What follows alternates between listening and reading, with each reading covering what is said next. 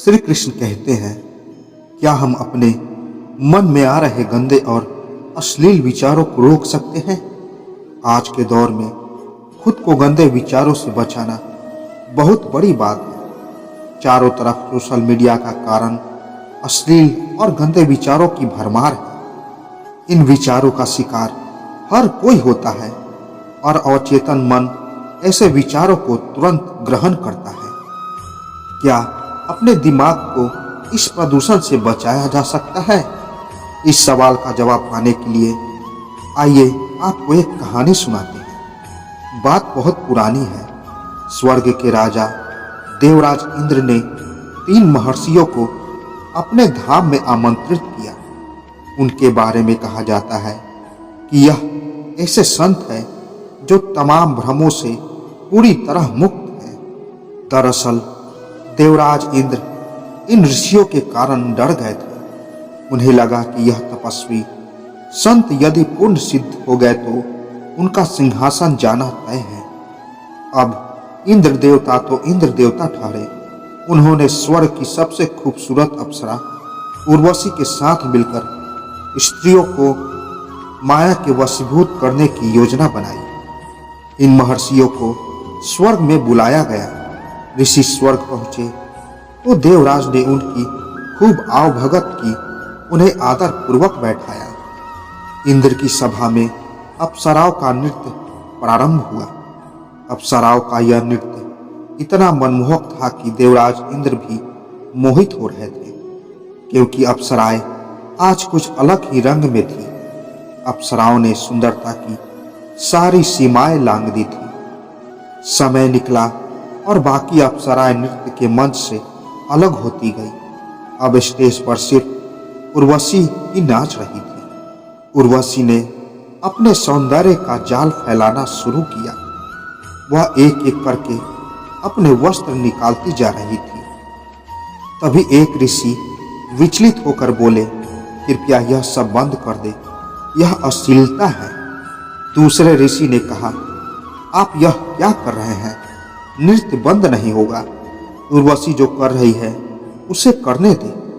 आपको यदि कोई दिक्कत है तो आप अपनी आंखें बंद कर ले।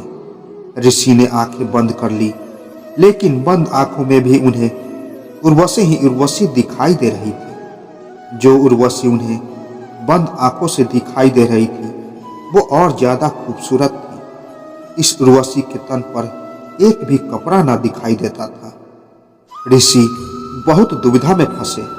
उन्होंने सोचा कि यह क्या हो रहा है। बंद आंखों से दिखने वाली उर्वशी वो निर्वस्त्र है। इससे कामुक तो बाहर वाली उर्वशी है। इधर बाहर वाली उर्वशी भी सारी सीमाएं लांघ रही थी। उर्वशी ने जब अपने प्रदर्शन की पराकाष्ठा प्रदर्शित की, अब उसके वक्ष पर एक भी वस्त्र न रहा। इससे दूसरे ऋषि विचलित हो गए और कहने लगे, यह तो पराकाष्ठा है, मैं इसे सहन नहीं कर सकता, यह सब बंद किया जाए। तब तीसरे ऋषि बोले, यदि आपको ज्यादा समस्या है तो आप अपनी आंखें बंद कर लीजिए, लेकिन यह नृत्य बंद नहीं होगा। दूसरे ऋषि ने भी आंखें बंद कर ली, लेकिन बंद आंखों से उन्हें उर्वशी का वो रूप दिखाई दिया जो जीती जागती उर्वशी से ज्यादा कामुक थी। बाहर वाली के तन पर कुछ कपड़े तो थे। दूसरे ऋषि बहुत विचलित हुए। इधर तीसरे ऋषि उर्वशी का नृत्य तल्लीनता से देख रहे थे।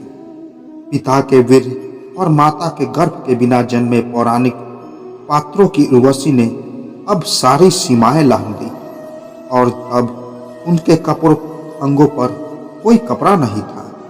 तीसरे ऋषि तब भी विचलित नहीं थे और वह बहुत ध्यान से नृत्य देख रहे थे। उर्वशी अचंभित थी। आखिर इस अवस्था में मुझे नाचते देखने के बावजूद भी तीसरे ऋषि विचलित क्यों नहीं हैं? ऋषि ध्यान से देख रहे थे। उनके मन में ख्याल था कि शायद और कुछ भी होगा जो उर्वशी उतारेगी। शायद उर्वशी अपनी चमड़ी उतारेगी। देखूं तो आखिर इस चमड़ी के अंदर और क्या है। उर्वशी के पास अब उतारने के लिए कुछ भी नहीं था।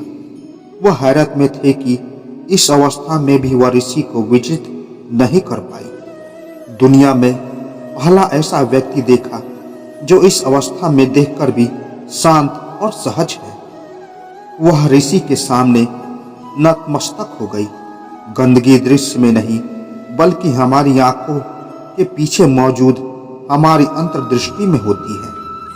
आंखें बंद करके हम अपने अंदर की गंदगी को साफ नहीं कर सकते। जितना हम अपनी आंखें बंद करके उतना ही हमारी गंदगी हमें अंदर से परेशान करेगी।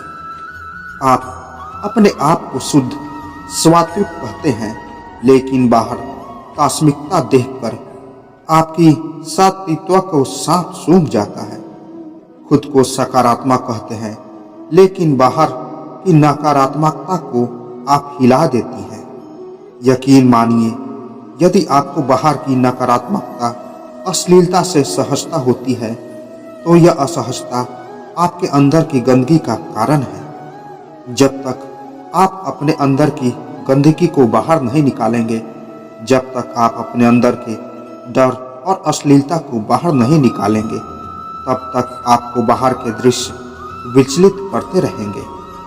तामसिकता शरीर में नहीं बल्कि उस शरीर को देखने की दृष्टि में है। तामसिकता दृष्टि में नहीं, उस दृश्य के पीछे खड़े हो जाने वाले भावों में है। अपने चश्मे को बदलिए, दृश्य बदल जाएंगे। अपनी दृष्टि को बदलिए, कुछ भी अश्लील नजर नहीं आएगा। तीसरे ऋषि के लिए सब कुछ सत्य था, इसलिए वह विचलित नहीं हुए।